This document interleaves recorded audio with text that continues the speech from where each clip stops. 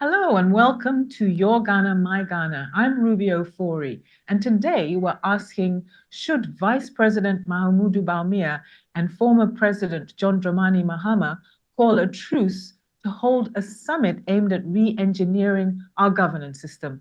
My guests are Dr. Yao Graham, coordinator of Third World Network Africa, one of the continent's foremost campaign and policy organizations on economic justice and the environment. We also have Dr. Anthony Yao Ba, the Secretary General of the Trades Union Congress of Ghana. But before we begin our discussion, let's have an outline of the challenges facing our two-party governance system.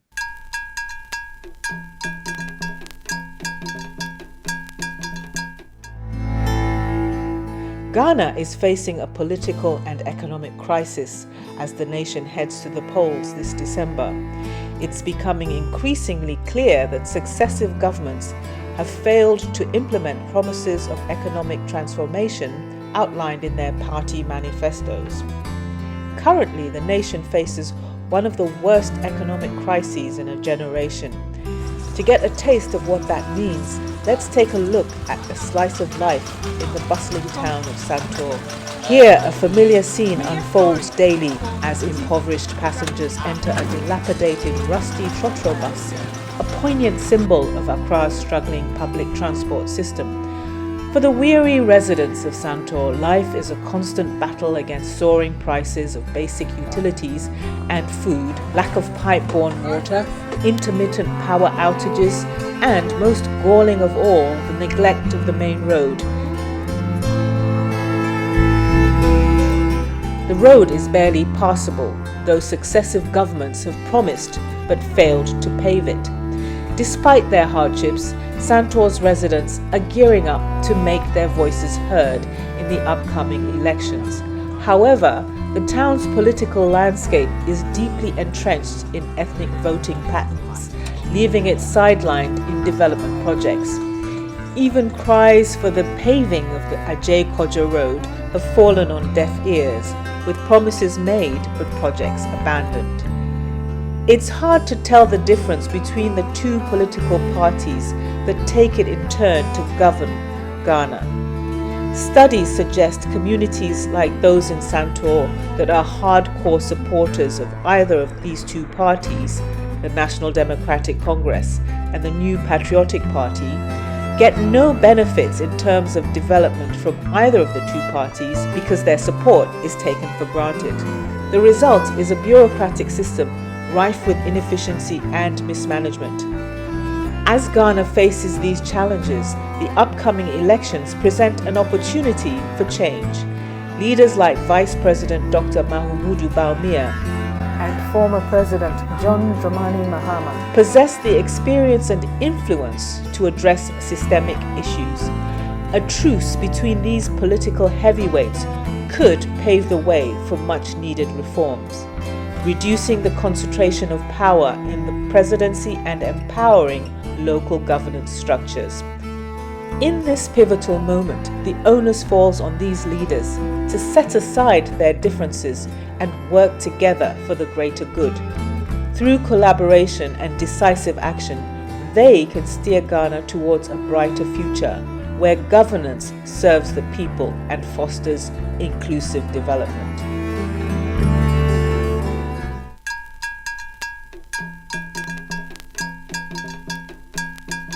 So we can begin the actual discussion, which is the best part.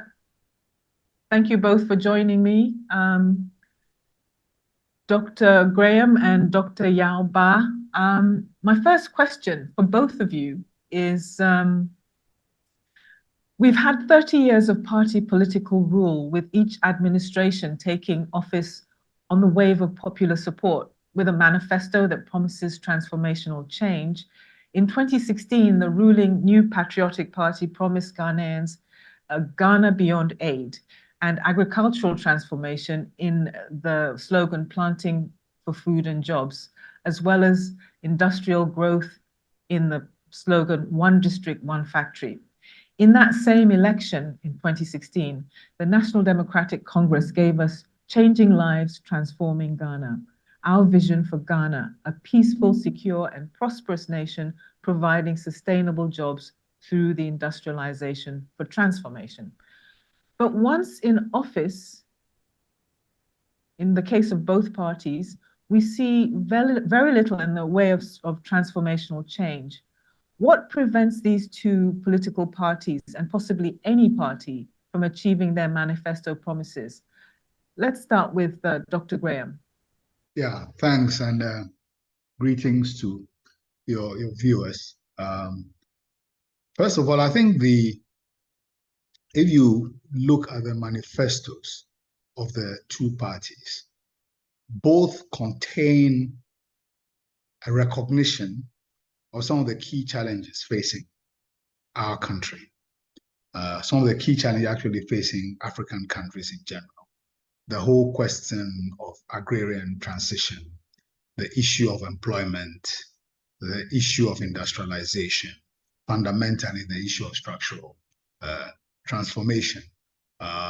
So in terms of the identification of the issues, I think by and large, the parties have not been wrong. But of course, it's in how you understand the issue, which also then leads to the kinds of solutions that you offer.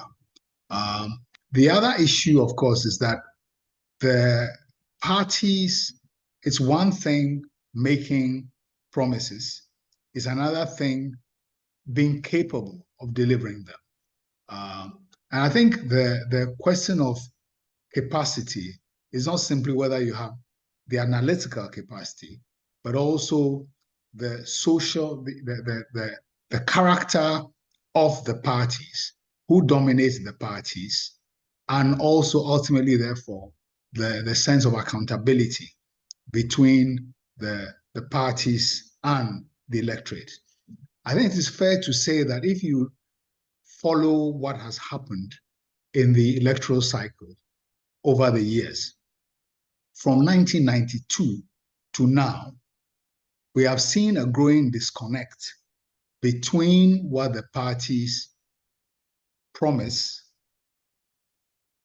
disconnect between the electorate and the parties in power.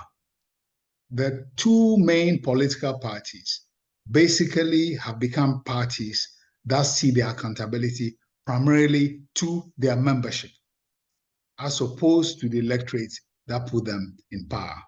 I mean, you see it all over, the anxiety about foot soldiers and their influence, who gets jobs, the absence of competency criteria for appointments, which has led to the destruction of the public service being packed with loyalists who are not qualified.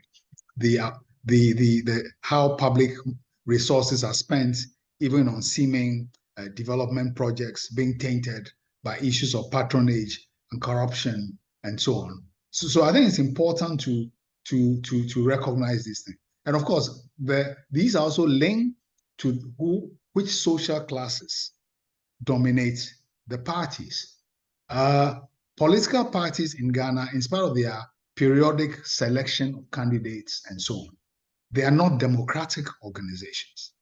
Because if they're democratic organizations that were accountable to the several hundred thousands that each one of them claims to have as members, that accountability to the membership would also be reflected in a greater sensitivity to the interests of the diverse social groups, social strata who actually are the membership. The parties are dominated by small cliques of people who control resources, who treat the rest of the membership as beneficiaries, of their patronage. And of course, this is also connected with the cultures of power in society and the hierarchies that people accept and work with.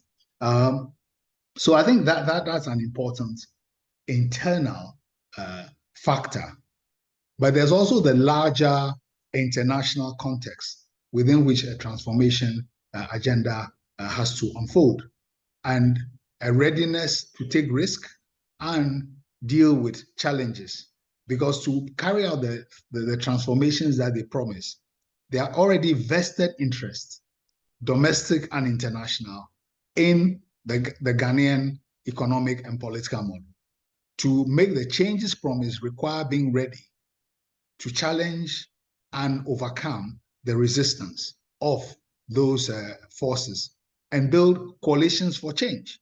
And the coalitions for change which are required in this country really are not the people who dominate the political parties, who see themselves as beneficiaries of government contracts without credibility or competence, who see themselves as having protection in terms of the goods that they can import and sell, which is detrimental to any project of industrialization and so on and so forth.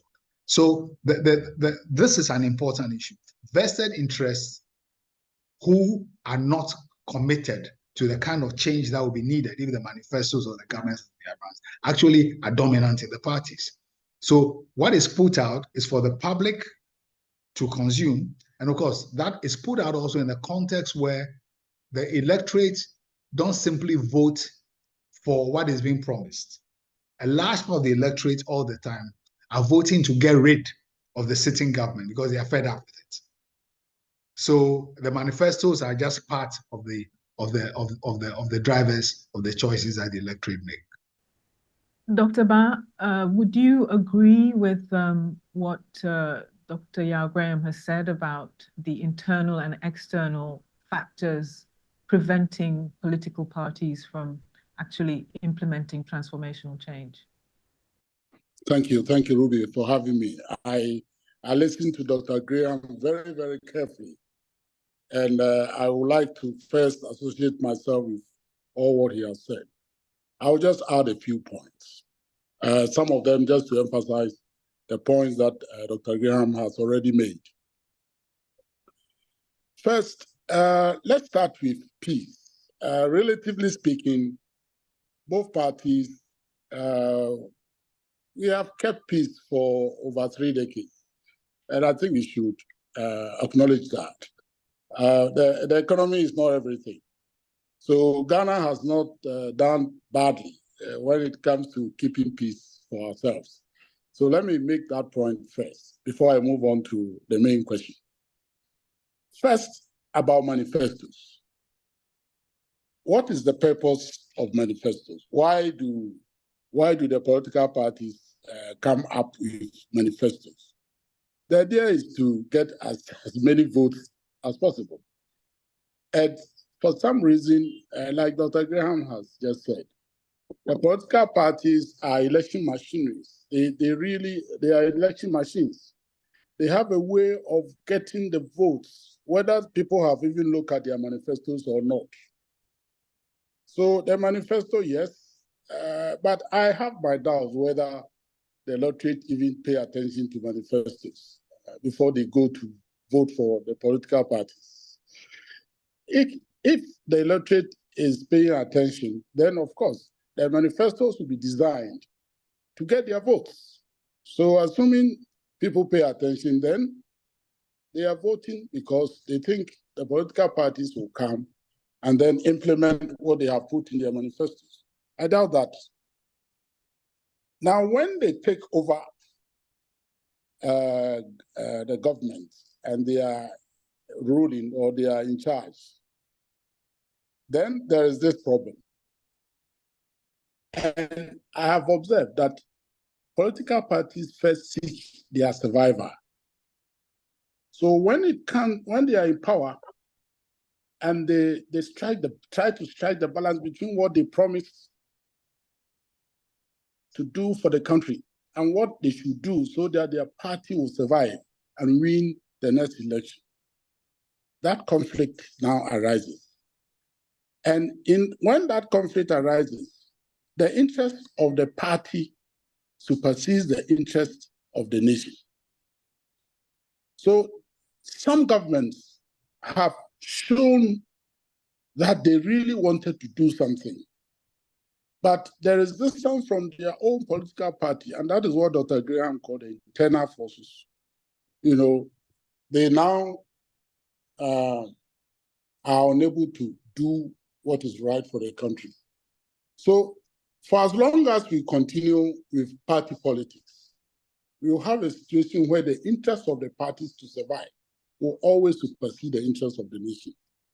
And that may be one of the big reasons why the nice things they put in their workers, in their manifesto, they are unable to implement. And the other thing Dr. Graham put in another way has to do with trying to harness all the resources in the country to bring change. When the political parties take over, what we have all observed is that if you are not linked to the political party, you are not likely to be placed in a position to manage the resources of the country. But we have a situation where you may have even a whole chunk of people who can manage better outside the political party. So in order to actually achieve change or transformational change, we need to have a system where whether people are linked to a political party or not, provided they have the capacity to manage, the political party will allow those people to manage. Then you would have to deal with the other problem where people tag people. Because you have been appointed a board member, it means you are linked to a political party. And many people who really want to do their things don't want to be tagged because of the consequences of that. So this is what I wanted to add to Dr. Graham's points made earlier. Thank you, Dr. Ba. I think you both agree that the problem is kind of quite complex and internal, external. It also has to do with the economy that we find ourselves in. But if you both agree that, and what I'm hearing from both of you is that to some extent the parties cannot self-regulate, cannot transform themselves, then what is there to do? How can the system, how can it be reformed? Who should reform it? Should it be the trade unions? Should it be another military intervention? God forbid, something nobody wants to see ever again. What realistically do you think can happen to reform these parties, and from where? Well, I mean, the reform of the parties, the character of the parties is actually not the starting point of the. I think the problem of the parties is a function of a number of variables, many of which are outside the parties. First of all, I mean, the culture of around power in this society is an issue. The instinct for popular organization and accountability and democratic organization, it's challenged, it's problematic by and large, because the dominant power relations in our society are hierarchical in a variety of ways. And traditional leadership, which is very pervasive, actually you find that the internal cultures of political parties, which are nominally democratic organizations, in many ways replicate the hierarchies of traditional leadership. I mean, this is an important issue with all its manifestations about age hierarchies, gender hierarchies, even ethnic hierarchies, okay, within the parties. So I think this culture of power that I'm talking about, it's a major issue. So you may have regulations about fundraising and all kinds of things, but the internal cultures of the parties themselves,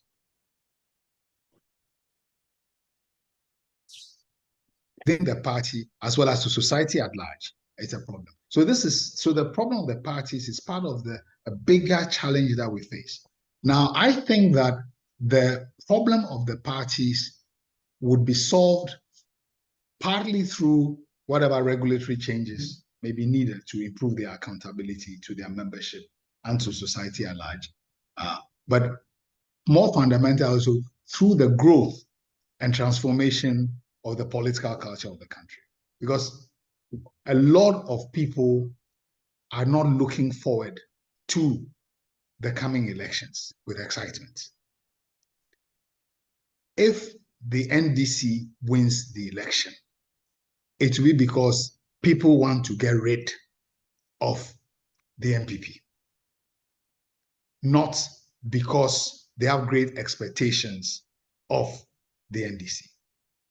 Okay, so we have a situation where really we are faced with a kind of Hobson's choice.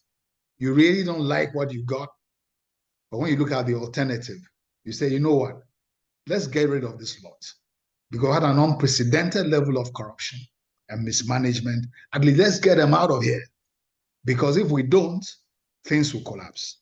So when we get to a point where the electorate is dissatisfied, you also are at the point, you are at an inflection point where society is going to begin to express itself either by not turning up to vote, or there are going to be challenges to the parties themselves internally, because in the parties there's a lot of discontent also about how candidates get selected and so on and so forth. But critically, I think the murmurings about the need for new parties to emerge is likely also to be a factor. So the dynamics of correction in the political thing is also part of the process of the maturation, of electoral politics. Part of that correction also will come from other political forces beginning to put issues on the agenda and showing that things can be done differently, so that there's a challenging culture, so that the cozy, alternation between two really bankrupt parties comes to be challenged by the reaction of the electorate. Because in different ways, the NDC and the MPP are bankrupt in terms of their attitude to the population and also people's experience of them as ruling parties. I mean, they are the dominant parties, but we know they are smaller parties. And hopefully with time, this correction will take place. And it will also get to an inflection point where some party would have to begin to show that they care about what the electorate thinks. So the transformation thing is not a simple thing, because these parties are creatures of our political culture. They didn't drop from the sky, okay? And that process of transformation itself is part of the transformation of the political culture. A political culture where colonialism left authoritarian, ways of doing things, traditional rule left authoritarian ways, or hierarchical ways of doing things, and years of military government created cultures of impunity. I mean, look at the soldiers and policemen who are driving against traffic and flashing their lights because they feel they can. Okay, I mean, little things like that. These are all part of the fabric of the challenge that needs to be changed. We interviewed Samia Nkrumah a couple of weeks ago, and we asked her what had happened to the CPP for it to seemingly not even be able to field MPs or win parliamentary seats. And she mentioned that the bigger parties interfere with the smaller parties. So and that's what we're seeing, is that, they've taken up the entire space. So in hope of, a resurgence of accountability or opposition to the big parties, it doesn't look like it's going to come very soon. Dr. Ba, what's your take on the possibility for change? And from where would it come? Would it come from the unions? Yeah. We hope so. I think it's possible for the political parties to change. And as Doc said, if they don't change, they will die.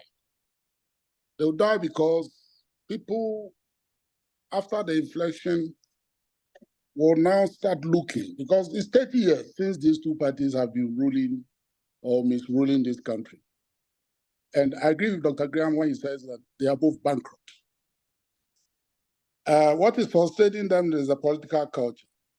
The colonialism he mentioned, the ethnic politics that we have been playing, and traditions and so on. But this will not last for long because civil society organizations are not going to sleep forever. As I speak to you, African Center for Economic Transformation is leading an initiative, and the TUC is part of it. A number of very powerful civil society organizations are part of it. We are working on what we call the social contract. Now we expect that the political parties will adopt and adapt this social contract into their policies. They are both bankrupt because they don't seem to know exactly what policies they should implement for us to transform this country. And the civil society organizations, once under asset, under this initiative which is going, and I'm sure many more will come, they will open the minds and the eyes of the public to the bankruptcy of these two political parties. And therefore, the political party that will survive will be the one who will align itself to the social contract that we are developing. And also the one who will listen to the civil society and the civil society groupings, including labor. This is the first time TUC has come up with Workers' Manifesto. We have been here for 32 years now. It means gradually you'll see other civil society organizations, including traditional leaders, coming with their demands. And the political party that will survive will be the one that will align itself with the aspirations of these civil society organizations. Now, the point that was made by Dr. Graham was that perhaps these two parties may not be able to reform, and if that happens, there will be other parties that will emerge.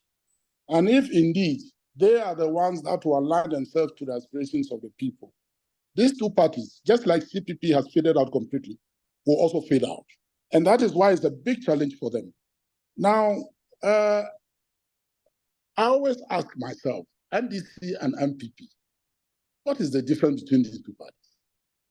Really? NDC says they are social democratic. MPP, they say they are center-right. But in terms of policy, they are both bankrupt. Therefore, the chance is that if they don't work very hard to transform themselves towards the aspirations of the people of Ghana, there will be another party hiring some soldiers to continue the misrule is the answer. I think we should work together as civil society organizations and make sure that everybody in this country knows that this country is for us, and it's not for these two political parties. I get the sense that the parties, though, are like organs in a body. If you get rid of them, you may harm yourself in terms of overall health. And at the same time, we're seeing in Nigeria, the Nigerian Labour Congress was pivotal in forming the Labour Party there and bringing a third force into their political arena. You, Dr. Ba, you described a new movement. You just mentioned a new movement that is coming up in Ghana. Can you be clear? Is it trying to form a third party, a third force, or just come up with a framework that various organizations can support? Yeah, the idea of the African Center for Economic Transformation initiative is not to create a third force. The idea is to develop what we call a social contract, and that will have spelled out all what, because we are doing a lot of consultations, so views from everybody, or I hope everybody, from all big groups, all important groups, will reflect in this social contract. And what we expect is that either these two political parties or a third force or a fourth force or a fifth force will come in and say, hey, this is what the people want, and this is the future they want, and let us do things so we can meet their demands. And what I was saying was not that we are creating a political party, a third one. No, we expect political parties that are in existence today and those that will emerge over time to buy into this social contract, which in our view represents the interests of everybody, not the political parties. The trade unions have stayed away from forming a political party in Ghana because of the experiences the unions had in the 60s. But I cannot completely rule it out that trade unions will never go into party politics in Ghana. The way things are going, and from the discussions that we have held in our general council meetings, and how some leaders have come out boldly to say we have to change our constitution and either create a political party or support a political party that we think will develop this country. This situation will not last for long, where the trade unions remain neutral in terms of political party formations. It may end very soon. And if that happens, then it will be very interesting, because in that case, we expect workers to build a party that will respond to their demands and the demands of their families. Dr. Graham, is it possible for the trade unions to provide the impetus for a third force, to power a third force, you think? Well, I mean, I think if we are talking about possibility in that general sense, of course, but we should also look at the concrete situation and the reality of each country's political culture. I think that in places where the trade unions have formed political parties which have gone on to be important in the political life of a country, it's only in the UK, the Labour Party was a picture of the unions, and Brazil, more recently, under Lula, that trade unions have actually formed parties which came to power. In other contexts, parties have been formed which declare their commitment to advancing the interests of the working class or working people, which have drawn the support of workers and trade unions.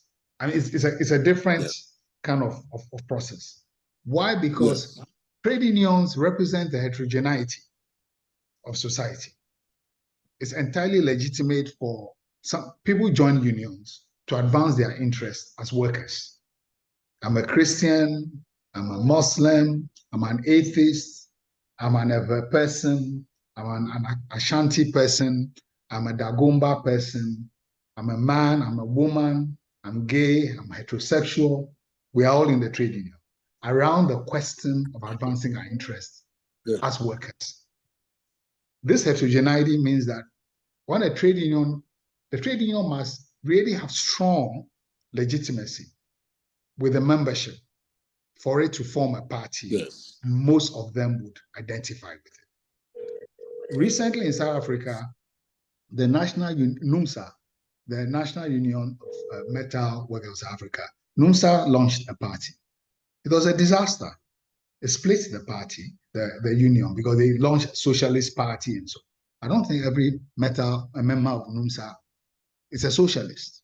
You know, it's okay for them to be conservative and to be anti-communist, because being a worker is not an ideological position, an economic and social status. So this is the point I will make. But what it points to also is that the realignment on the political landscape may not necessarily be in a way that will be beneficial to ordinary people, because political parties are about power. So they put out messages that get the vote. If I take the current context of Ghana, I take one issue, which is generating a lot of attention. The so-called family values and anti-gay law. where all the main religious organizations who are followed by millions of Ghanaians have lined up behind an incredibly repressive piece of legislation. The Methodist Church is planning a summit with the president to accelerate the passage of the law. Just recently, this thing about a girl being a 12-year-old being married in Nungwa, and the split which are shown in society. We can point to the possibility of conservative, repressive forces, for example, becoming a constituency to which some politician or politicians can appeal in the name of Ghanaian values. And they can come to power. So the factors that can drive a realignment are not simply the things that would advance people's material conditions. And in a climate where people are desperate, people want to give everything to their maker. Young people are gambling, spending a lot of money. Gambling has sprung up all over the place. In a climate of desperation, it's a moment also for what one political scientist called the emergence of charismatic, men and women of destiny, offering what seem to be wonderful solutions, which respond usually to people's emotional needs because they promise something else.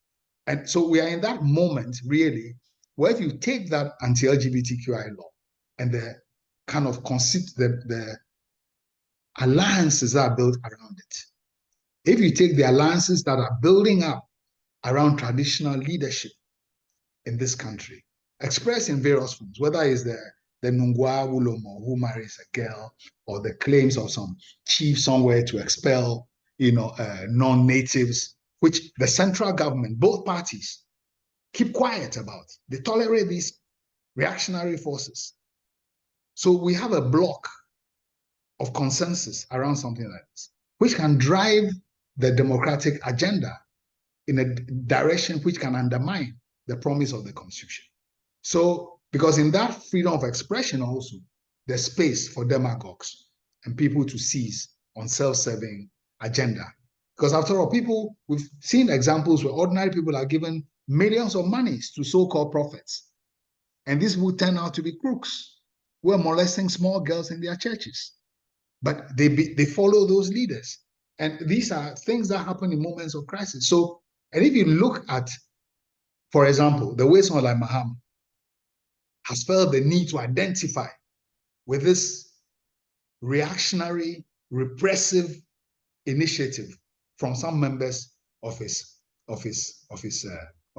party. He may believe in it, but also think that's entirely opportunistic.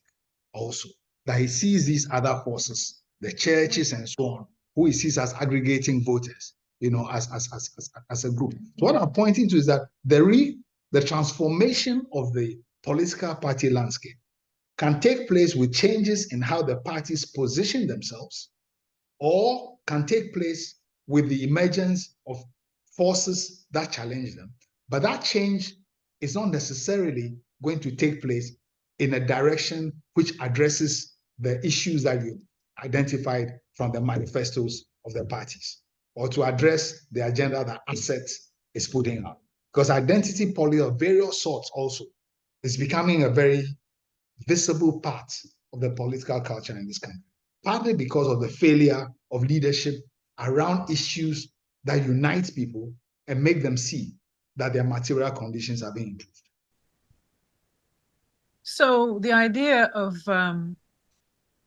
Vice President Mahmoud Bawumia and former President John Dramani Mahama making a truce and agreeing to have a summit to tackle the difficult questions and to take on the vested interests. Is it possible? I think I would like to invite Dr. Graham to say something about this before I come in. Ruby, this when I read this, I said this is a good sensational headline put out by two seasoned journalists, to tantalize the public.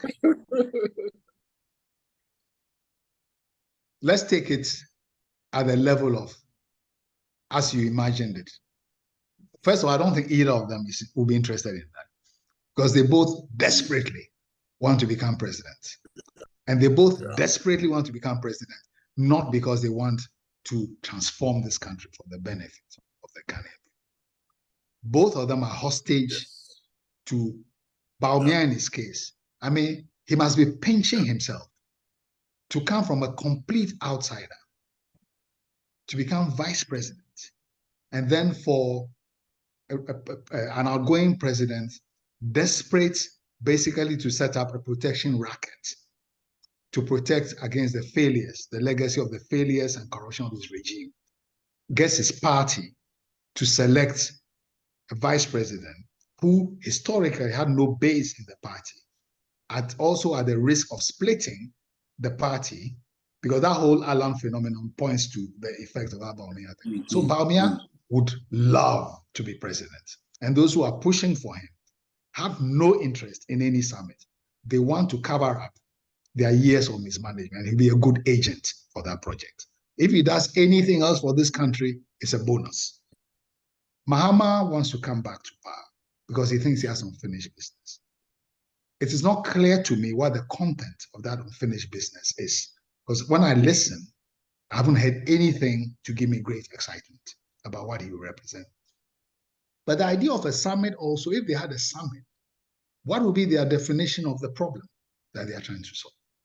Both of them, in terms of what they have been party to historically, are not people who'd come up with solutions of the type that me and Yaba have been discussing.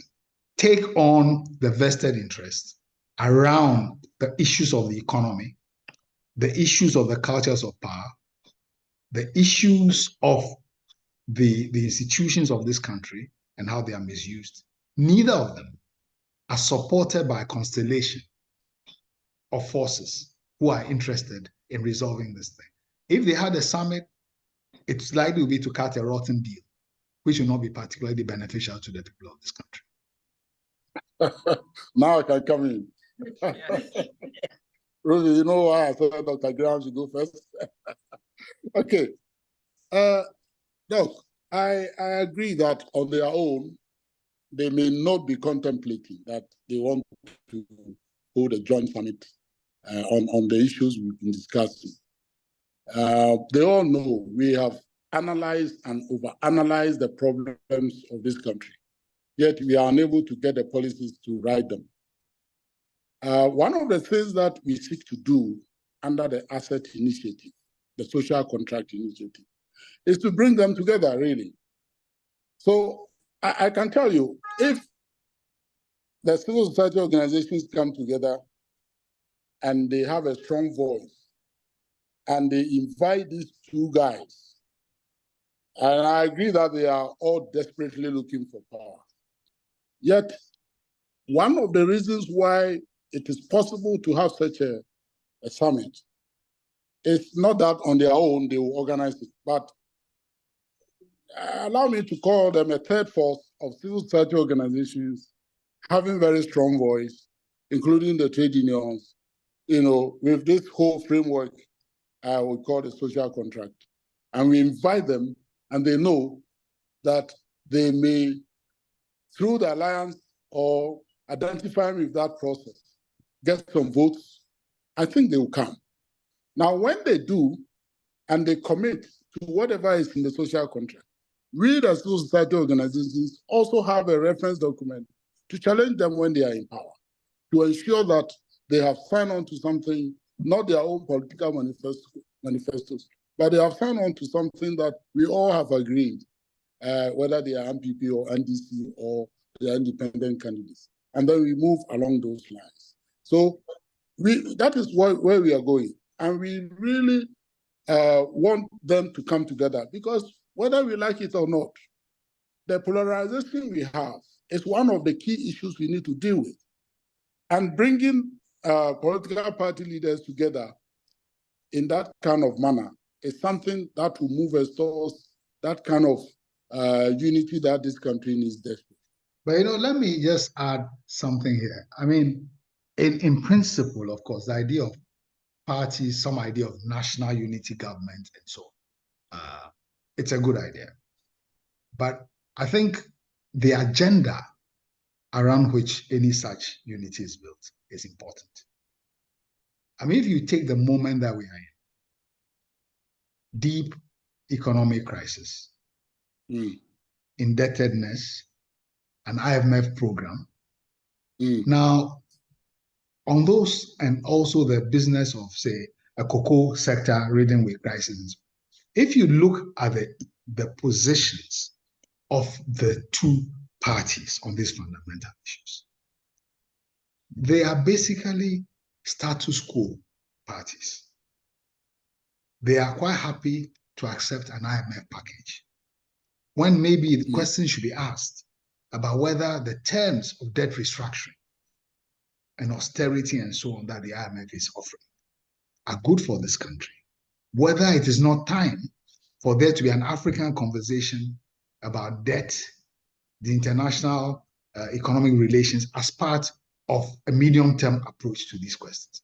So when I say a rotten deal, it's a dramatic way of putting in terms of the fact that these two parties, apart from the fact that the controllers of the parties see power as an opportunity for the advancement of the interests of their own cliques.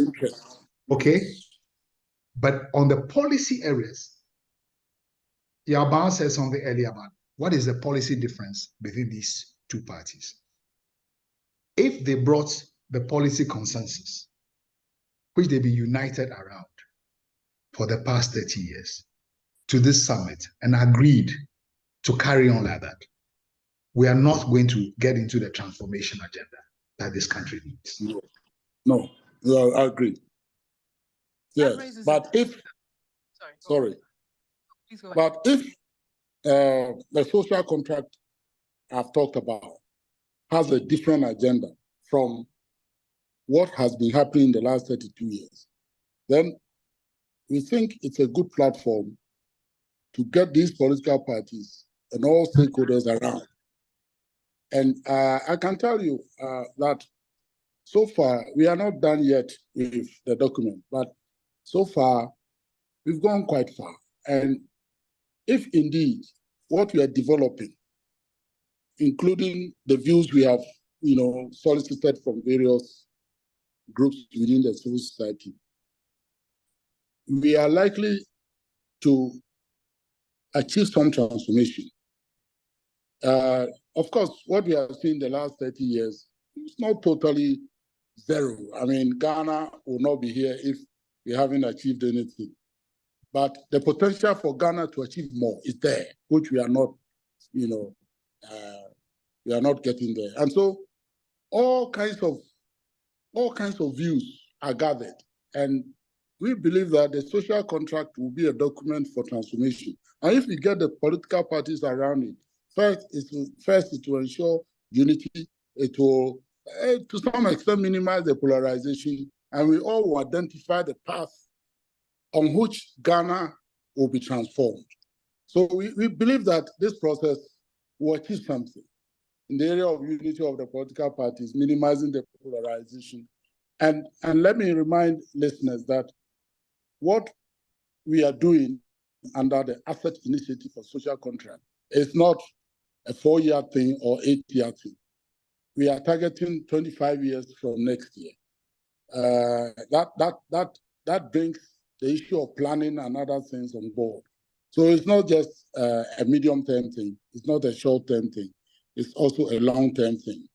I mean, so basically, I mean, in terms of getting some ideas and so on, I think it's great.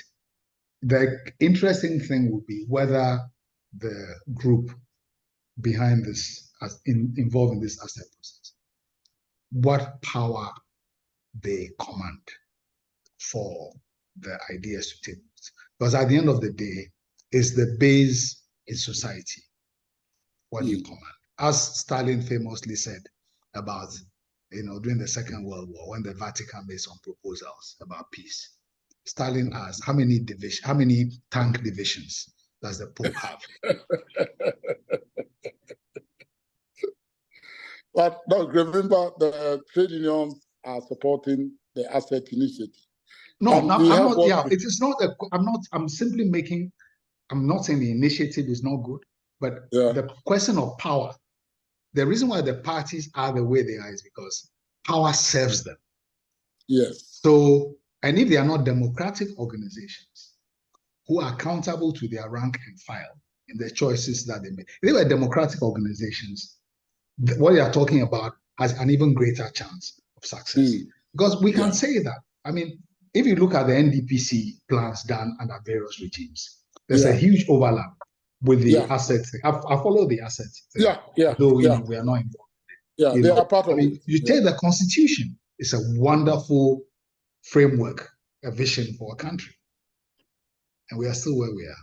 So don't misunderstand me at all. We all are interested in the alternatives. I'm interested to know when the social pact document will be ready. Will it be before the elections? I'm also, as we wind down, I'm also interested to know if the unions, which are a huge vested interest, when we talk about debt overhang, for example, 40% of government revenue goes to the budget for salaries. Is the union as a vested interest, which I'm made to understand none of the governments, when they come into power, want to touch that issue. Is that going to be part of the social contract in any way? Yeah, I don't think I can discuss the specifics, but all the important things that will influence the development of this country are going to be covered. Of course, it includes employment and how we can achieve higher productivity. Now, that example you gave about 40% or more of government revenue going to workers, I want to emphasize that you were right to say it went to workers because workers earn that money. And I can tell you, workers of this country are not earning what they deserve. They are not. That's why they are moving out. That is why our nurses and the midwives and the doctors are going away. If government is able to, give the right incentives for workers to stay to help the development of this country, they will stay here. So it is an important, section in our social contract, how people can be made to work for their country, creating jobs and keeping them in their jobs in Ghana to the benefit of this country. People make a lot of, especially politicians, when they present this, they present it as if the 40% of revenue goes to workers as unemployment benefit. It is not like that. If you look at what government is paying for health, if you look at what government is paying for policing, if you look at what government is paying for social security and so on, it's not enough.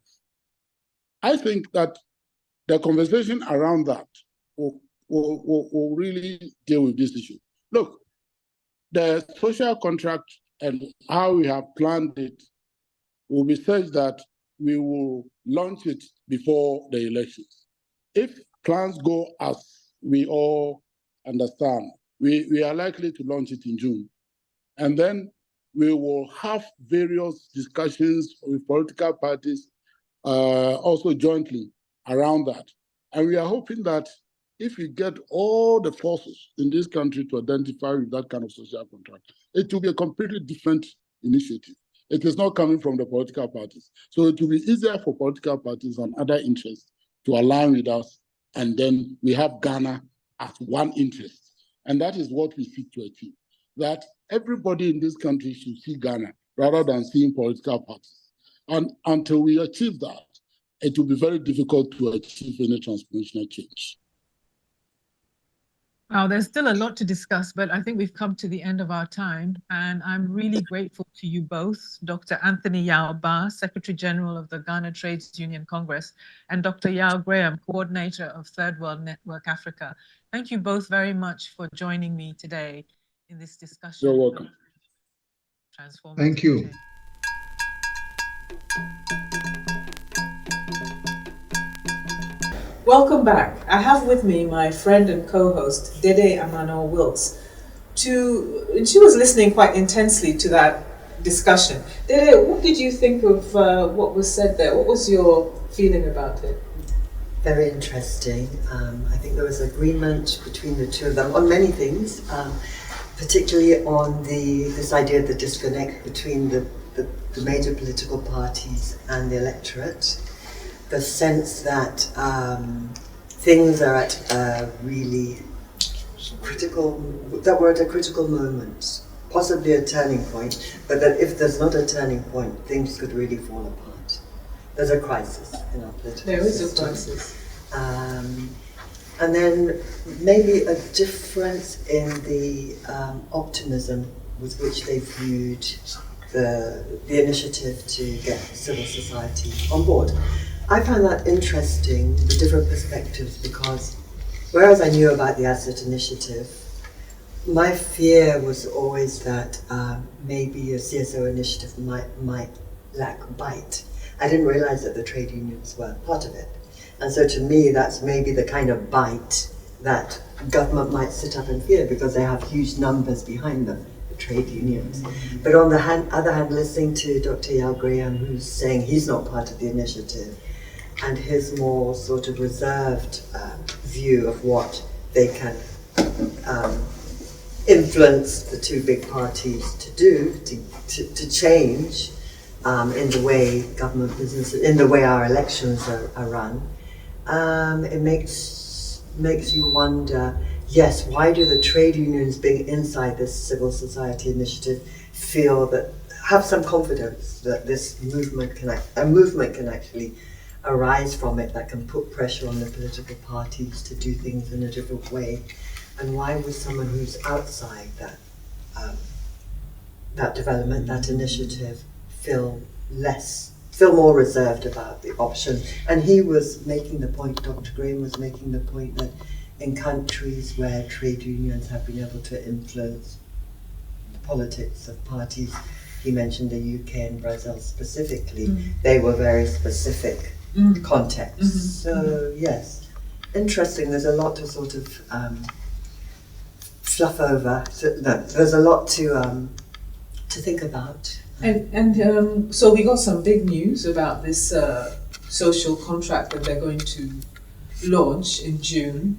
From my understanding, listening to the TUC General Secretary, Dr. Ba, it sounds like they're hoping that this will be a game changer to some extent, that it will create a new space that possibly would attract even the reluctant and self-serving political parties to maybe change track. That was the sense that I got from him. But from Dr. Graham, I got the sense that trade unions are made up of disparate people. The romantic idea that you can have a trade union lead a movement and change society is just that. It's just romanticism. Right.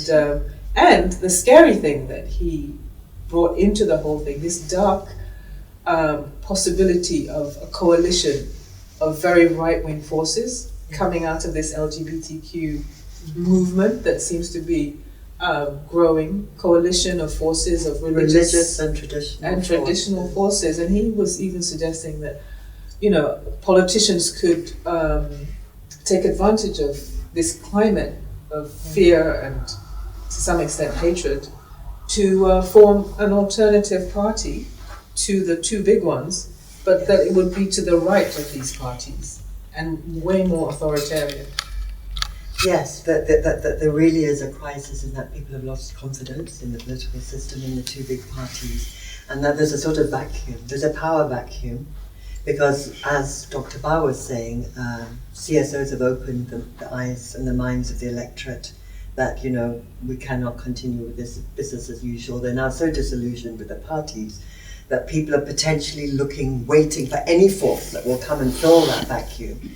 And one way of filling them, whereas on the one hand, the trade unions are thinking that they can fill it with something positive that will help the working people to improve their social and economic conditions, it could, on the contrary, be something quite, say, dark, or something quite negative that because the churches and the religious bodies wield so much power now, they actually have a lot of influence over their congregations. And it could in fact be something different that doesn't necessarily help ordinary people, but takes us in a direction that would rather cause division in the society, less tolerance, a different society. Well, let's see how it goes. I mean, everything is up in the air, but one thing we know is that the economy is under strain and people are suffering. So politics and economics go hand in hand, and to some extent, we all need some relief. Although Dr. Graham said it's, the political parties are not interested in transformation, they're interested in their own agenda, the unfinished business or whatever. I suppose the greatest source of hope is that they may realize that there are certain fundamentals, certain principles, whether it's, equal rights for women, children's right to education and so forth, that they really can't afford not to sign up to. And that could be a start to have this agenda that NDPC, National Development Planning Commission, yes, the role that NDPC is actually supposed to fulfill, to have a common agenda that all political parties would buy into. Perhaps this social contract would be a start to achieving that. But it all depends on the amount of political force that this coalition can bring to bear on these parties, and that really depends on the unions. That we can only hope that the trade unions will bring that bite, yes, to bring some action to the NGO scene. Thank you for that. That was a great chat. Thank you for joining us on Your Ghana, My Ghana, and subscribe to Graphic Online TV. See you next week.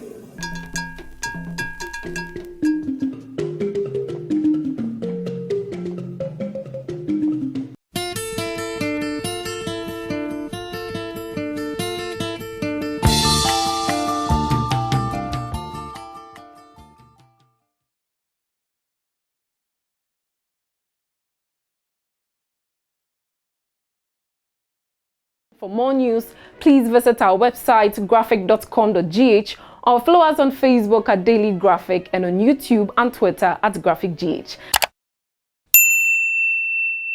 Subscribe now.